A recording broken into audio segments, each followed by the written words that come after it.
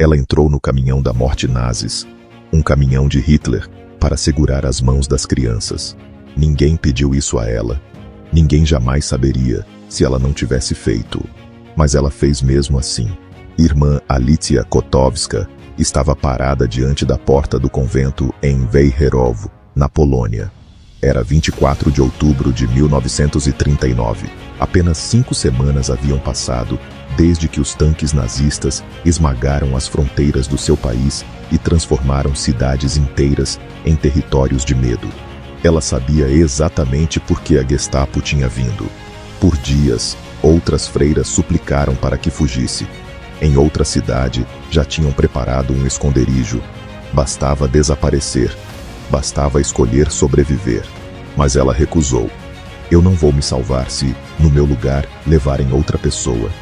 Quando desceu os degraus do convento, 2 oficiais estavam esperando. E atrás deles, um rosto conhecido, Franciszek, o zelador da escola. Alguém que ela cumprimentou por anos, com quem dividiu pequenas tarefas, alguém em quem confiava. Ele a havia denunciado. Enquanto os agentes a algemavam, as freiras ouviram sua voz pela última vez. Eu perdoo o Franciszek por tudo. E então, ela desapareceu atrás dos portões da Gestapo. Quem era ela antes daquele momento? Nascida em Varsóvia, em 1899, a segunda de 8 filhos, filha de um organista da igreja, cresceu em uma Polônia que tentava se reencontrar depois de 123 anos apagada do mapa. A menina que caminhava pelas ruas destruídas dizia ter 2 grandes amores, Deus e a Polônia. Aos 19 anos, decidiu que seria médica. Entrou na faculdade de medicina, um caminho raro para uma mulher naquela época. Mas a Primeira Guerra chegou à Polônia antes que ela pudesse seguir adiante. Ela largou os estudos. Tornou-se enfermeira de campo. Com apenas 19 anos, corria entre explosões, puxando soldados feridos, limpando sangue, segurando mãos de homens que morriam chamando pelas mães. Salvava o que podia. Acompanhava até o fim o que não podia salvar. Pelo seu trabalho, a Polônia a condecorou com a Cruz da Polônia Restituta. Depois da guerra, voltou à medicina. Mas algo tinha mudado dentro dela. Algo definitivo. Em 1922, abandonou a carreira e entrou na Congregação das Irmãs da Ressurreição. Em seu pedido de entrada, escreveu uma frase curta e terrível na sua sinceridade. Desejo viver e morrer por Cristo. Ela ainda não sabia o peso literal dessas palavras. Durante 15 anos, deu aulas. Tornou-se diretora de escola. Em 1934, foi enviada para Wejherowo, perto do Mar Báltico. Uma cidade pequena, mas estratégica. Lá, virou madre superiora do convento e diretora de uma escola para meninas. Suas alunas a adoravam. Era exigente, mas justa. Rigorosa, mas profundamente humana. Tinha 35 anos, respeitada, forte, estável. Então veio 1º de setembro de 1939. A Alemanha invadiu a Polônia. Wejherowo estava a apenas 40 quilômetros da fronteira alemã. Caiu em poucos dias. Os N4s chegaram com listas prontas. A livro especial de procurados. Polônia. Um catálogo de pessoas que precisavam ser exterminadas para que o país ficasse sem líderes. Professores. Padres.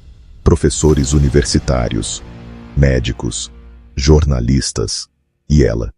Veterana de guerra, diretora de escola, freira, líder. Alicja sabia que seu nome estava na lista.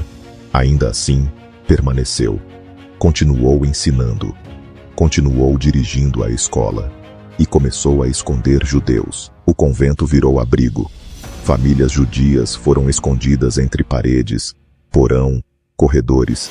Crianças judias foram misturadas às alunas para fugir da deportação. Algumas ela ajudou a atravessar a fronteira, sem deixar registros, sem nomes, sem rastros. Sabia que um papel, uma assinatura, uma anotação, podia condenar outras freiras à morte. Depois da guerra, sobreviventes e freiras juntaram suas lembranças como peças de um quebra cabeça queimada. E então chegou o dia 24 de outubro. A Gestapo entrou. Levaram-na. Por 3 semanas, ela ficou presa na cadeia de Belgorod. Todos os dias, novos poloneses chegavam. Padres, professores, políticos, um advogado muçulmano. Qualquer um capaz de pensar por conta própria. Chegavam também famílias judias, pais, mães, crianças. A prisão ficou tão cheia que as pessoas dormiam sentadas. Os alemães já tinham escolhido o local das execuções, a floresta de Piaśnica, uma floresta densa, um inferno escondido. Em outubro, começaram a cavar valas imensas, buracos longos o suficiente para centenas de pessoas. E as execuções começaram.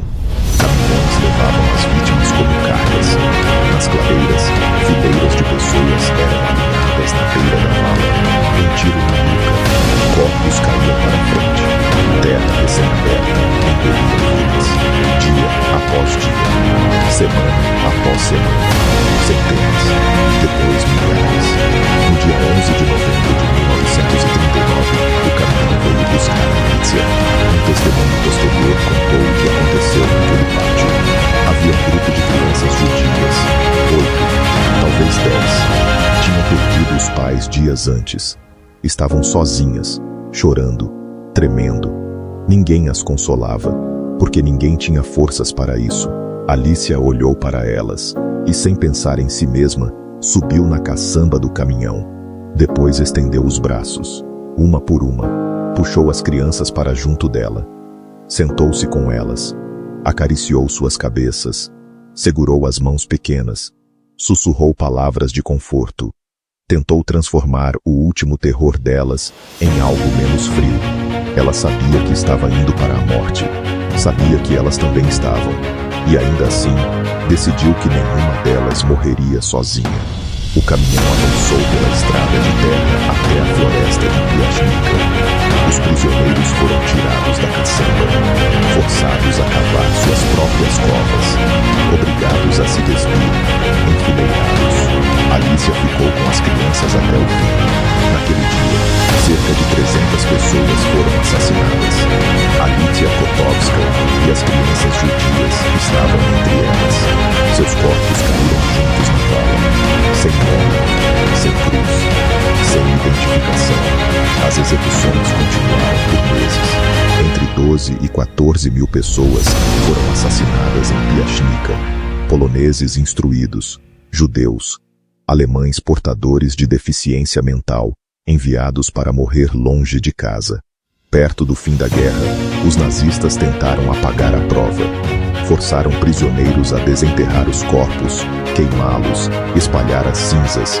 Queriam silêncio eterno, mas a terra não esqueceu. Depois da libertação, investigadores poloneses encontraram as valas, e ali, entre camadas de cinzas e ossos, sobrevivia algo que nenhuma ditadura conseguiu destruir. A história de uma mulher que escolheu morrer não como mártir, mas como proteção, a última luz na vida de crianças condenadas. Obrigado por assistir nossos vídeos, curta e compartilha.